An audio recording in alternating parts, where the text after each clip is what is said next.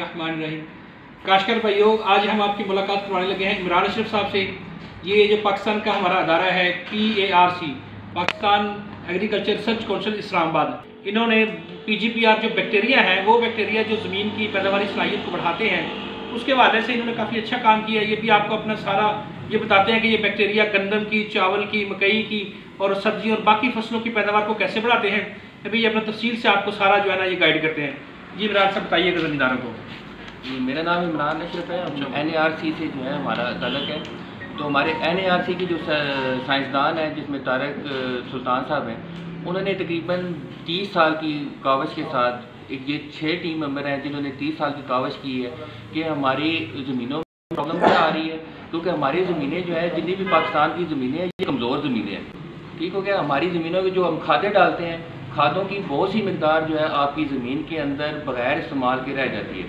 जैसे अगर मैं मिसाल दूँ कि फास्फोरस की खाद है, अगर आप फास्फोरस खाद डालते हैं, क्योंकि हमारी ज़मीन की असासी ज़मीनें हैं, हमारी जो ज़मीन की pH है वो 8 से ज़्यादा है, जिसकी वजह से क्या होता है कि आपकी जो फास्फोरस की खाद है वो 80% ज़मीन के अंदर रह जाती है, सिर्फ 20% पौधा इस्तेमाल करता है।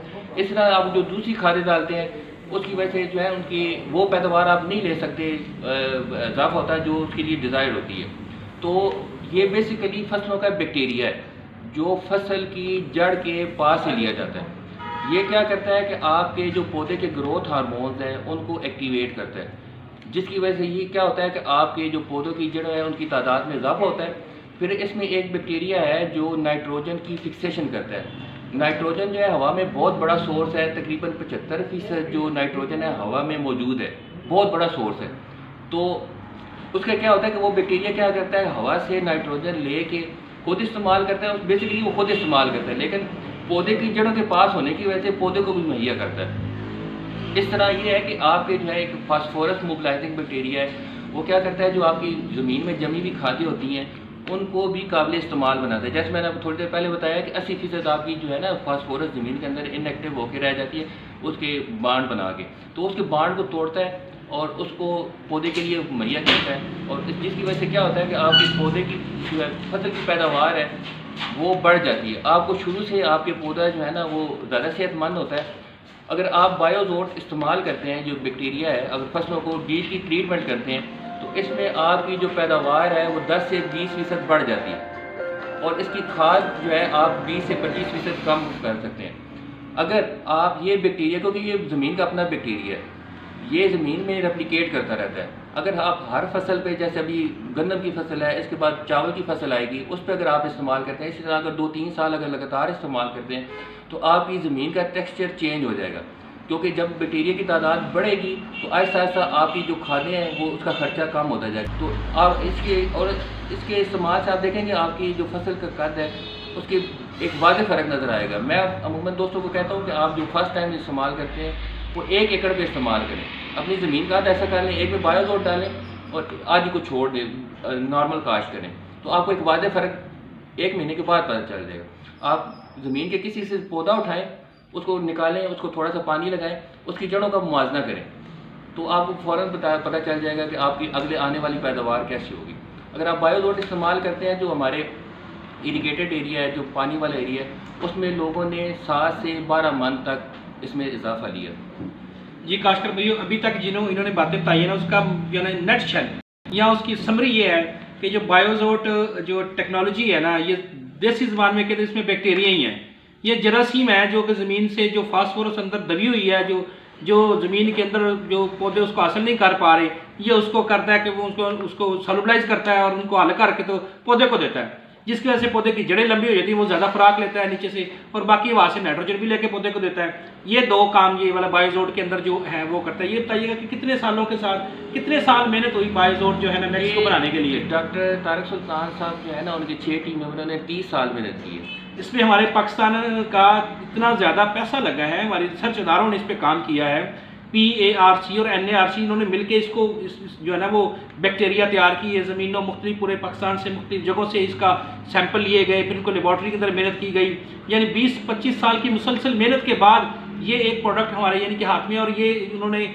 जो हमारे PARC का अदारा, उन्होंने ये अटैक मैन जो कंपनी है ना, ये इनको दिया हुआ है, यानी ये इनकी वो मार्केटिंग वगैरह मेरे ख्याल आप उनकी मार्केटिंग करते हैं। अच्छा, मैं एक चीज़ से आपके साथ शेयर कर लूँ कि अगर आप ज़मीन का एनालाइज करते हैं ना, जो डॉक्टर साहब ने या पूरी टीम में मैंने पूरे पाकिस्तान को, वो पाकिस्तान का दायरा है, तो ये नहीं है कि पंजाब में करते हैं, पूरे पाकिस्तान कराची से लेकर पेशावर तक ज़मीनों को एनालाइज किया। उन्होंने एनालाइज ये किया कि आपकी हमारी जो है नाइट्रोजन की 100% कमी है हमारी ज़मीनों में, फास्फोरस की 80 to 90%, पोटाशियम की 40 to 50% कमी होती है। तो इस वजह से हम वो पैदावार नहीं ले सकते जो हमारे पड़ोसी मुल्क ईवन लेता है। मैंने आपको बताया ना 65 मन कम से कम, जो छोटे से छोटा जो इसे कहते हैं ना मरा हुआ है, वो भी 65 मन लेता है। ऐसे ही डॉक्टर जी, हम वो पैदावार, अगर हम अपनी पैदावार में 10% भी इजाफा कर लेते हैं इस साल में, अगर जो जितने भी हैं, तो जैसे अभी हमारा गंदम का क्राइसिस आया पिछले माह में, 2.5 लाख मेट्रिक टन हमें इम्पोर्ट करनी पड़ी है।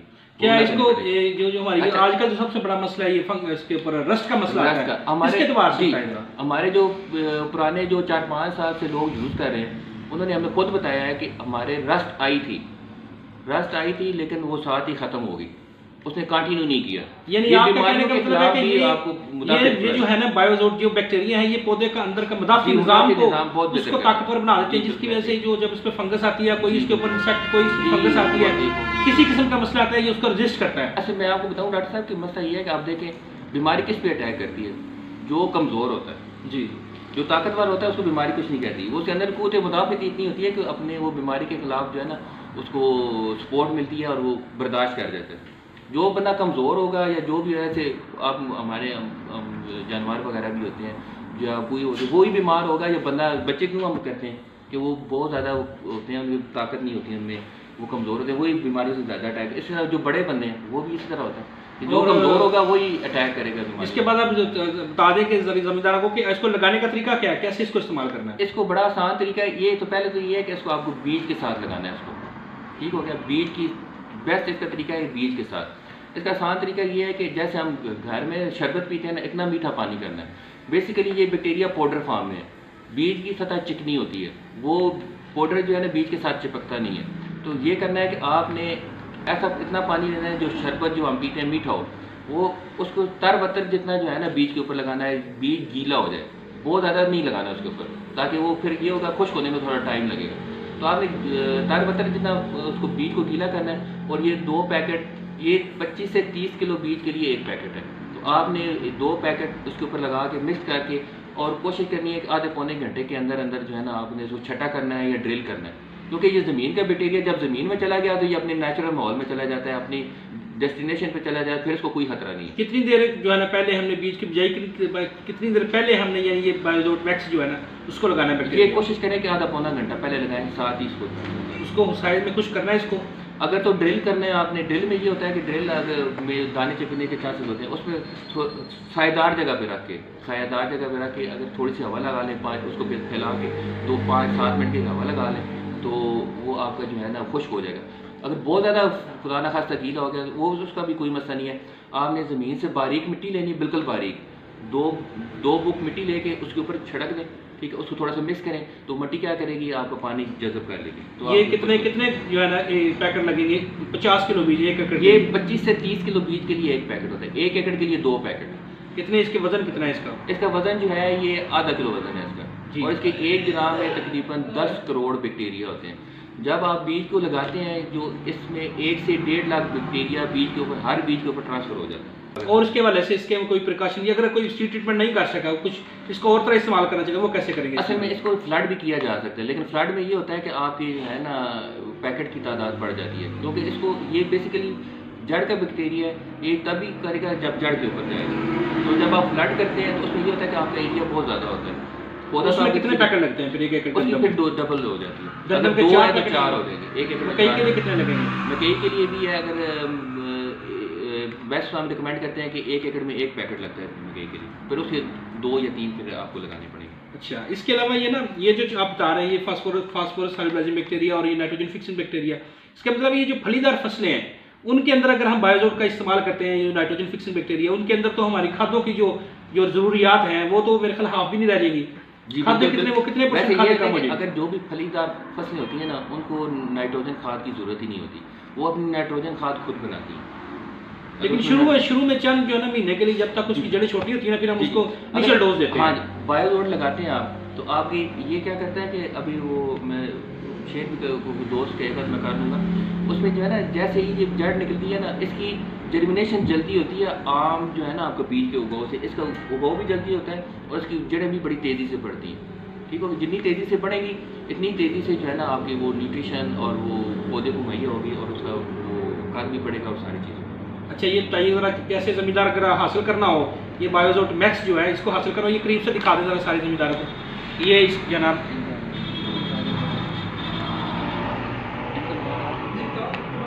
जी इमरान साहब बताएं, अगर ज़मींदारों ने ये हासिल करना हो तो वो कैसे हासिल कर सकते हैं, ये कहाँ से मिलेगा? अगर तो अलीपुर चट्टा वाली साइड में है तो ये चेयरमैन जरी स्टोर है, चेयरमैन सन्स, वहाँ अवेलेबल है। आप इजीली इसको एक्सेस कर सकते हैं। 550 रुपये का एक पैकेट है। और अगर इसके अलावा कहीं दूर दराज इलाके, वज़ीराबाद, गुजरांवाला हो गया, लाहौर, दूसरे इलाके के लिए अगर कोई ज़मींदार चाहते हैं उनके लिए उनको कैसे मिलेगा ये? उनको गुजरांवाला में भी है, अवेलेबल है। वो अब ओवरऑल पूरे पाकिस्तान में कहीं भी बन रहा है तो वो कैसे आप तक अगर access किसी करेगा? के पास, नंबर हाँ बताइए। जी, मेरा नंबर है 0333545496 उर्दू में बताएं ना ज़मींदार अक्सर इंग्लिश नहीं समझते। 0333 5454 968। ये अगर नंबर किसी बता दिया। अवेलेबल ना हो तो आप मुझे रब्ता करें। मैं पिंडी से भी है, हमारा ऑफिस पिंडी में है। पिंडी से आपको इंश्योर करेंगे नियरली जो है आपको मिल जाए, या हम पिंडी से भिजवा देंगे। अगर इस एरिया में है तो हमें बताया कि ये चेयरमैन ब्रदर्स के आपको अवेलेबल होगा इसीलिए। जी ज़मींदार भाई, अगर आपको किसी को भी किसी वाले से कोई क्वेश्चन हो आपका कोई, तो आप जो है ना हमें से रब्ता कर सकते हैं। हमें क्वेश्चन पूछ लें कमेंट्स में अपना, तो जो है ना क्वेश्चन लिखे हम आपको आंसर ज़रूर देंगे। शुक्रिया।